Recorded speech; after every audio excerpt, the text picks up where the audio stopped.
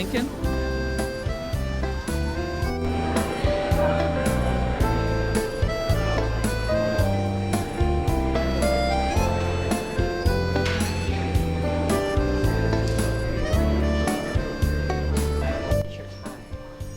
The top is What kind of pie is that? it's like a strawberry. pie. I think it's cherry pie.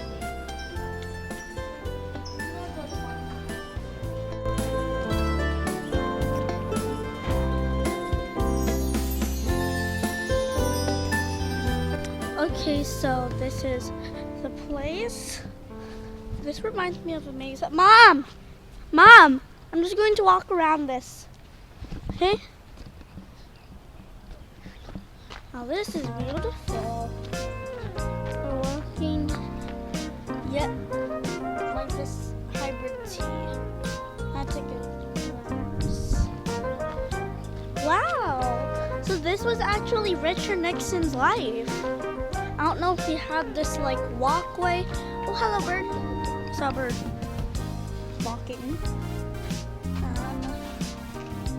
Look at this. Mom!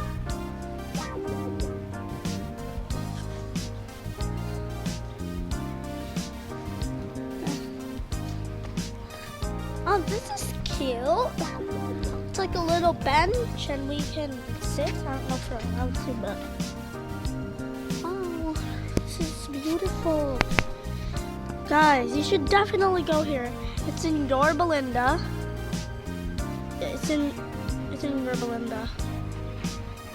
That's my brother right there.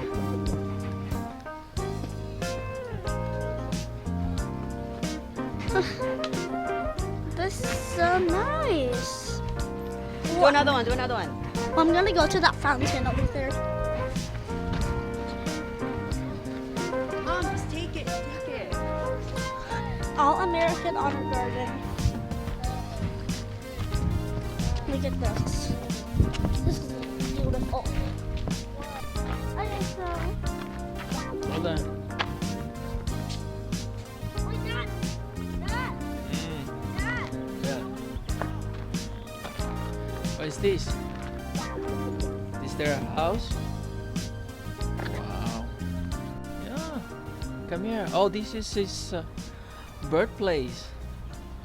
So this is their house. So he was born here. So what it says? Oh, see? Aw, sadly we can't go in.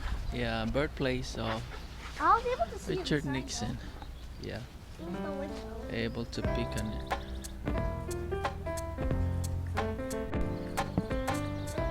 Those are the past presidents. There's Lincoln. Who's the one on the horse? You know?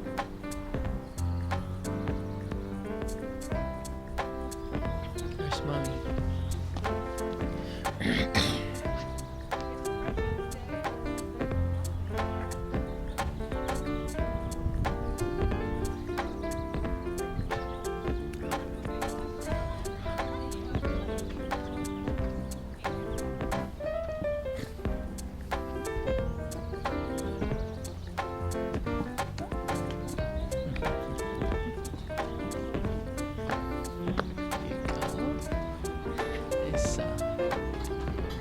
Okay, when we go in here, we can't touch anything.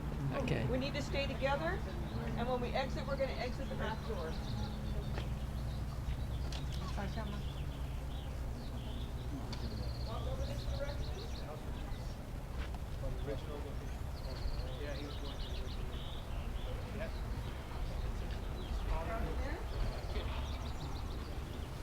That's the actual bedroom that Richard was born in.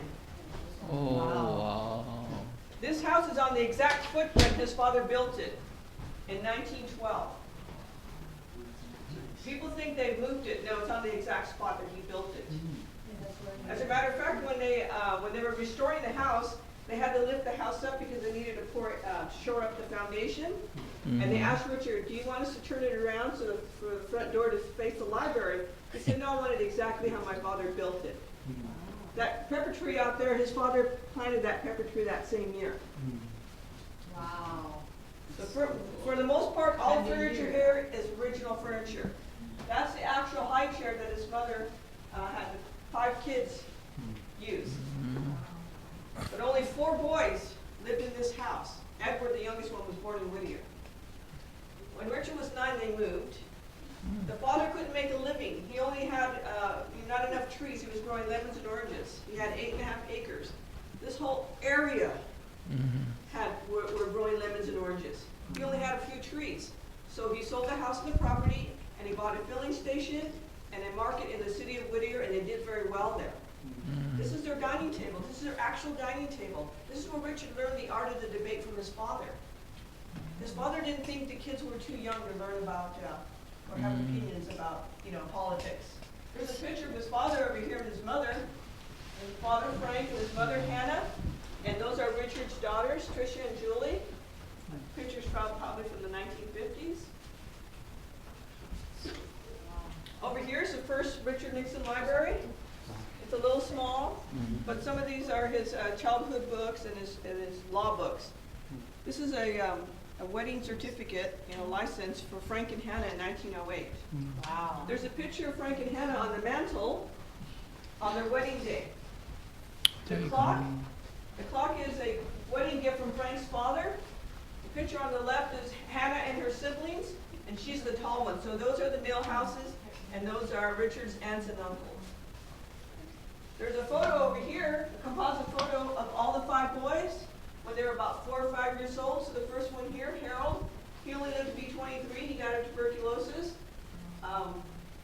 There's Richard. He lived to be 81.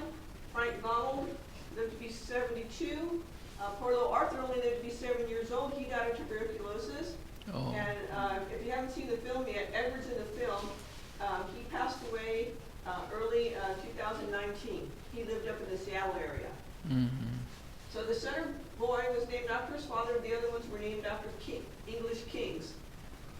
When the mother passed away, the center son collected all her furniture, put it in storage, saw that Richard was coming up in politics. That'd be a good idea to keep it. Wow. So this is the actual furniture. Their living room furniture. That's the actual Wonderful. piano Richard learned to play on when he was 7 years old. He learned from his uncle. He was very good at it. He played the clarinet, he played the violin, he played this little organ. He loved playing music, he loved music. But more so, he loved reading. This house didn't have electricity, so they weren't, there was no TV or radio. They would read and they would talk to each other. How many rooms? Where do There's they sleep, 3 the rooms. kids? So Ah, okay. I'll get to that in a sec. Okay, so. This is he would read the National Geographic magazine, and this is where he gained his passion for foreign affairs and travel. This house did not come with electricity, water, or heating. Frank built this beautiful fireplace. He did such a good job, the neighbors were all asking. This back room here, there's 2 back rooms. One, this used to be the boys' bedroom. But when they finally got water in the 20s, they built a bathroom.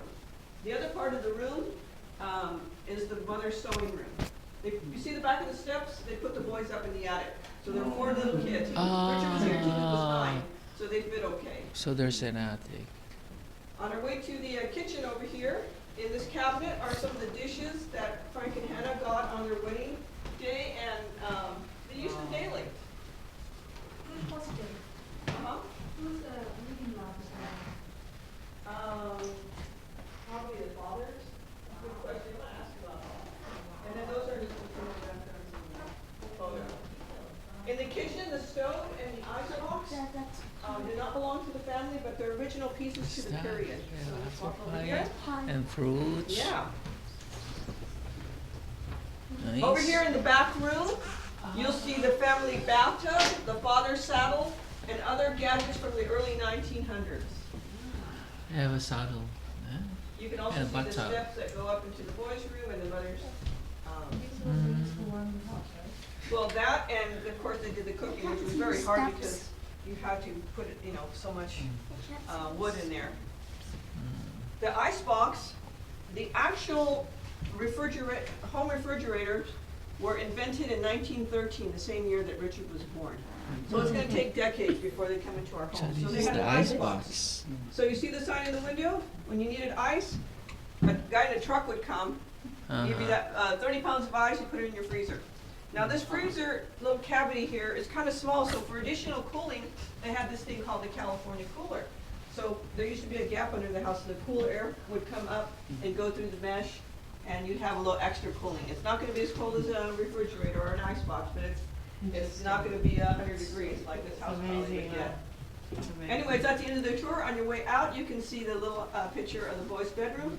Just turn the lock to the left and enjoy the rest of your day here. Thank you so Go ahead, much. look at the back.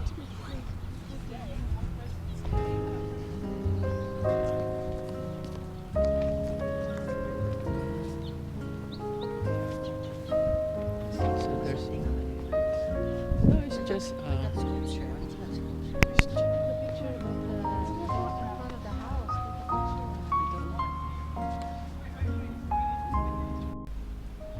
My mother was an excellent baker. Her specialty was angel food cake. She insisted that it was at its best only when she beat fresh outdoor air into the batter before putting it in the oven. I can see her now, standing outside the kitchen door with the chilly pre-dawn air, beating the batter with a big wooden spoon. My most unpleasant memory of those days was the time we had to drink goat's milk. My mother.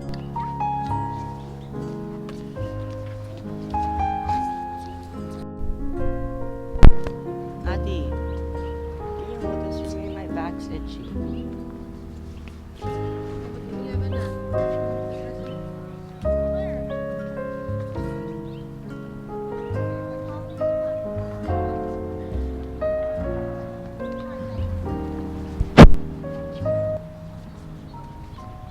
So this is the helicopter that was put into mission in 1961. It carried 4 presidents, Kennedy, Johnson, Nixon, and Ford. It was put out of commission right after Ford in 1976. Then it was used for training. And then it was pieced out. All the good parts were put in other helicopters. It was sealed up. There's a picture of it over there, and it was stored. The pilot wondered what happened to it. He found it. And the reason why this helicopter is so special is this is the one that when he resigned, this helicopter is so special is this is the one that when he resigned is when he did his victory sign. You see a picture, an old picture. ah, When he okay. resigned. This is the one that picked him up on the lawn. Mm. Anyways, let's go in.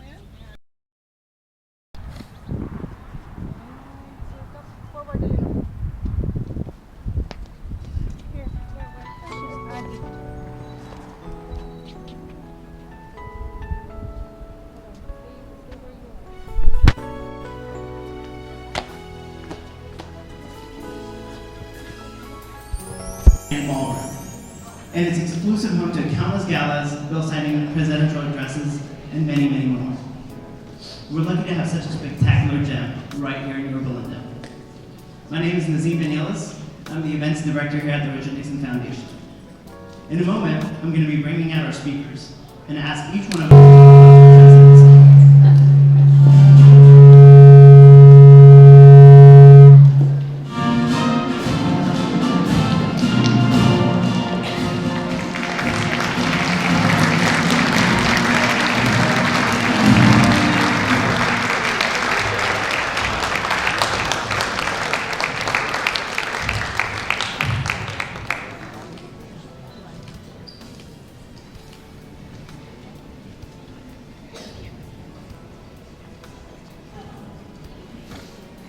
So who are those? The presidents. Can you name them? I only know Abraham Lincoln and George Washington. Yeah. Oh, where is Jackson? Jackson is there. Eisenhower. Well, I suppose I'm going to start. I thought this would be a really celebratory time because it's my 25th straight President's Day here in the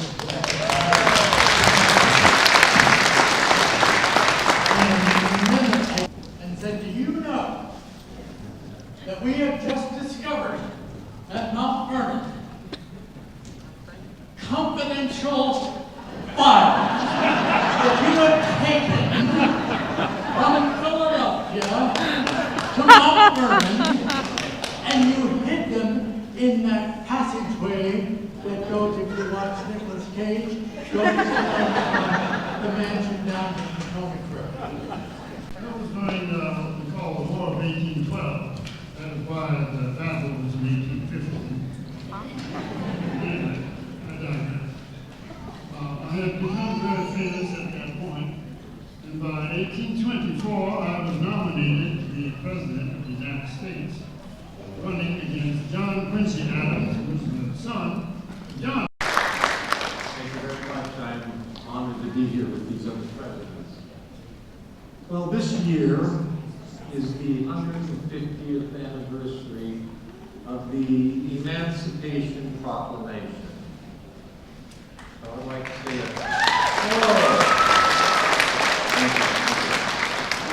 you must all be Northerners. Fundamentally, I have always been anti-slavery. I was born and brought up for a few years in a slave state, Kentucky. I was the only son, after my brother had passed away in childbirth, of my father, who was a farmer. Now, my father was a strong Baptist. He was anti-slavery himself. One of the reasons was, how could a farmer with one young son compete against free labor? So when I was still young, we moved to a free state, Indiana. So it was embedded in me as a young child that slavery was wrong. How could one person own another person?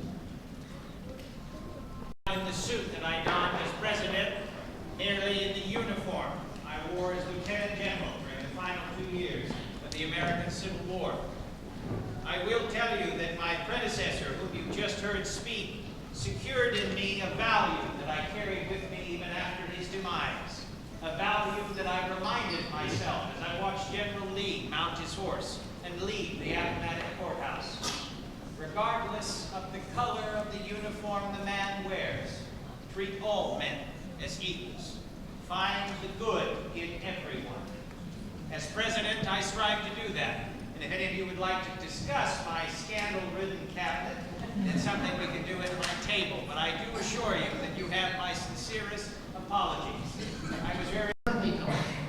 And I want to say to General Washington, hearing that story about how you asked the Lord whether you should continue in your current practice to keep your wonderful head of hair, I feel like I should have asked much earlier. But things came to pass that they did. I did not wear it long, that's for sure. It looked ugly and it didn't work. All right, our next question is right over here. Abraham Lincoln, have you ever told a lie? Have you ever told a lie, Abraham Lincoln?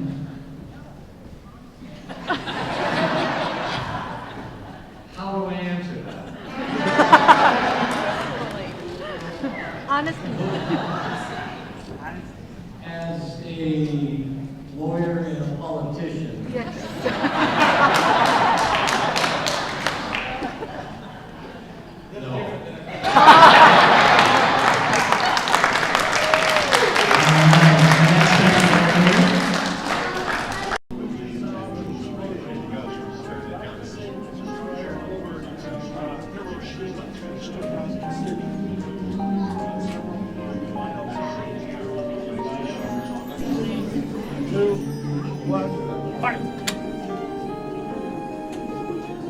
Okay, you didn't turn your car.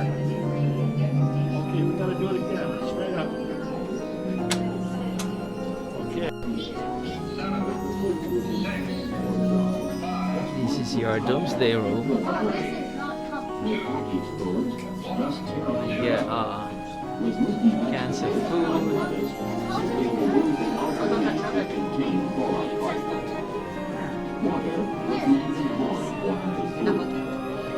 So this is the White House? You know, like that's the Capitol, and then that's the Supreme Court right behind it. And the Washington Monument, Lincoln Memorial, Jefferson Memorial, Smithsonian, National Air and Space Museum, Department Where of are Labor, we? Freedom Plaza, the White House. We're not in here. So this is the Washington This DC. is Washington D.C. Green. Oh, Mom, look.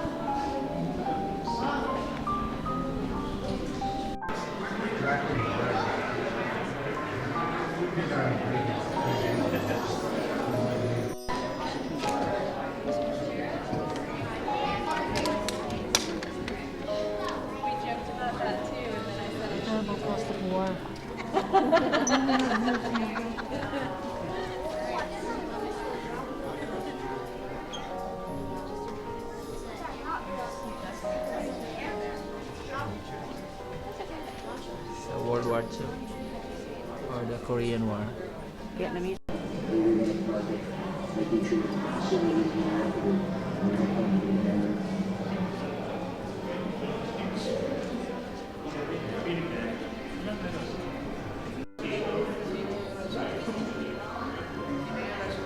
Stay with Nana.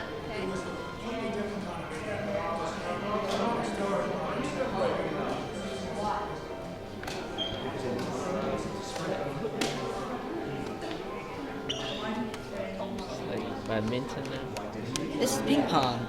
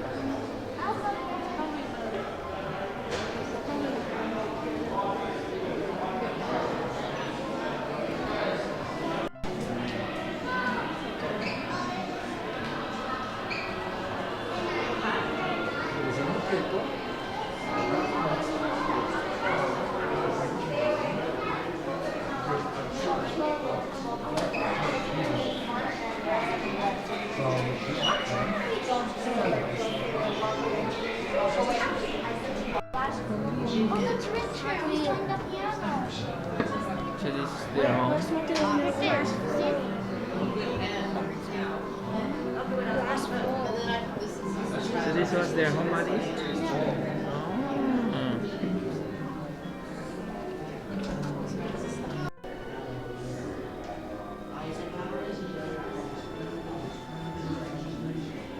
Yeah, Alex Eisenhower.